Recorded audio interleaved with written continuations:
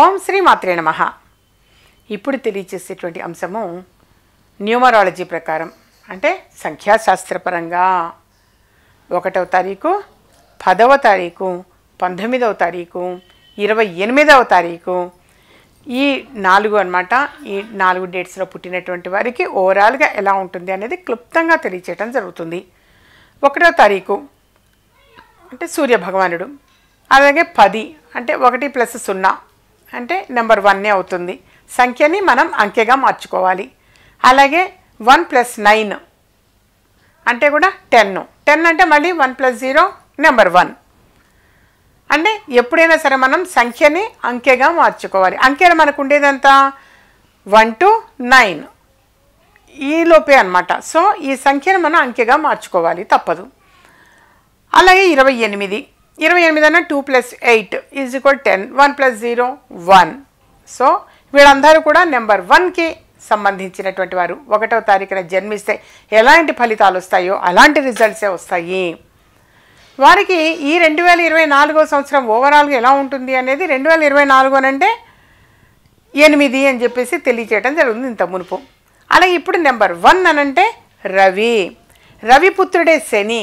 కానీ తండ్రి కొడుకులు ఇద్దరికి పడదు, ఎప్పుడు కూడా తండ్రి కొడుకులకి పడదు.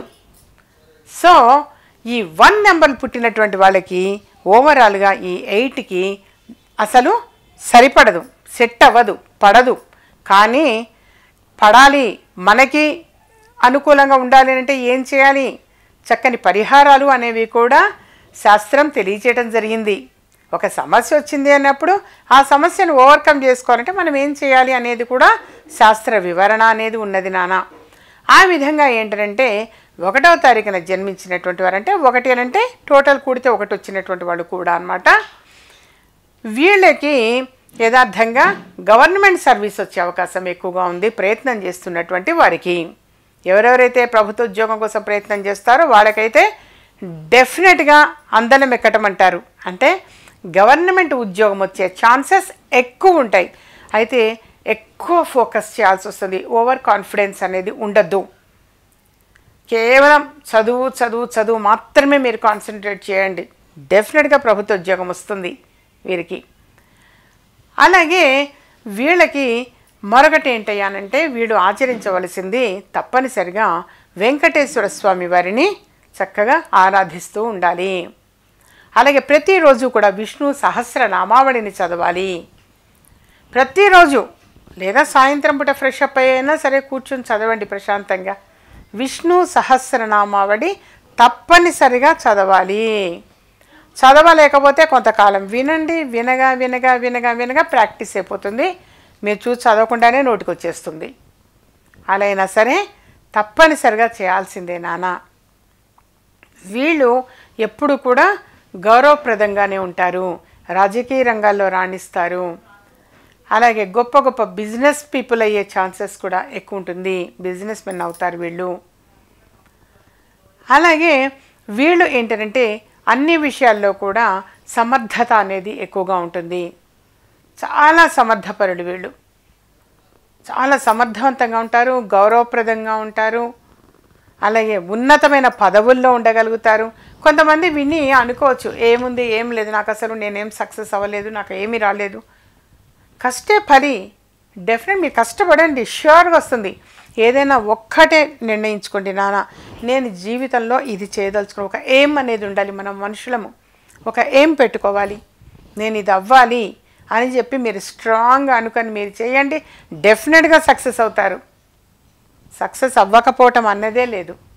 సక్సెస్ అయి తీరుతారు మీరు. మీకు ఆ మొండితనము, పట్టుదల అనేది కూడా ఎక్కువగా ఉంటుంది. వీరెప్పుడు కూడా ఎడ్యుకేషన్ పరంగా కానీ ఏదైనా ఒక ఇంపార్టెంట్ వర్క్ కానీ లేదా ల్యాప్టాప్లో ఏదైనా చూసి అప్లై చేయాలి అన్న విషయం కావచ్చు, ఏదైనా ఈస్ట్ ఫేసింగ్ చేసి అంటే తూర్పు ముఖము అని అంటారు. తూర్పు ముఖం వీరికి ఎక్కువగా కలిసి వస్తుంది. తూర్పు ముఖంగా తిరిగి కూర్చొని కనుక మీరు ఏదైనా అప్లై చేసినా చదువుకున్నా బ్రెయిన్ గుర్తుండిపోతుంది.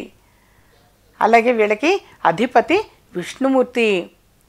చక్కగా వీరు విష్ణుమూర్తిని ఆరాధించటము, విష్ణాలయాలు దర్శనం చేసుకోవటము, విష్ణు సహస్రనామావళిని చదవటము కాస్త అప్పుడప్పుడు ఇలా పసుపు పచ్చని పండ్లు ఏమైనా మామిడి పండు, అరటి పండు, ఏదైనా పసుపు రంగులో ఉండేటువంటి పండుని చక్కగా పంచిపెట్టడం, లేదా ఆరెంజ్ రంగులో ఉన్నటువంటిదైనా సరే, పసుపు కానీ ఆరెంజ్ కలర్ కానీ, సూర్య భగవానుడు ఉదయించేటప్పుడు ఏ రంగులో అయితే ఉంటాడో ఆ రంగు మామిడి పండు కావచ్చు, ఏవైనా కొన్ని రకాల పళ్ళు అనేటువంటిది నైవేద్యం పెట్టడము, లేదా కొంతమందికి పంచి పెట్టడము.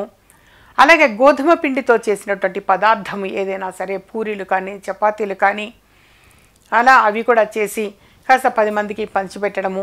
ఎరుపు రంగు వేసి చక్కగా రవ్వ కేసరి అని కూడా చేస్తుంటారు, అది ప్లస్ పూరీలు కలిపి ఎక్కువ మందికి పంచిపెట్టడం వల్ల కూడా చక్కని ఆరోగ్యము, అష్టైశ్వర్యాలు, పదవి బాధ్యతలు కూడా పొందే అవకాశాలు ఎక్కువ ఉంటే నాన్న వీరి చిన్న చిన్న పరిహారాలు అనేవి తప్పనిసరిగా ఆచరించాలని. మా ఛానల్ సబ్స్క్రైబ్ చేసుకోండి, షేర్ చేయండి. ఇలాంటి మరిన్ని ఇంట్రెస్టింగ్ వీడియోస్ చూడాలనుకుంటే మా ఛానల్ని సబ్స్క్రైబ్ చేసుకోండి. పక్కన కనిపిస్తున్న ఈ గంట సింబల్ని ప్రెస్ చేయండి.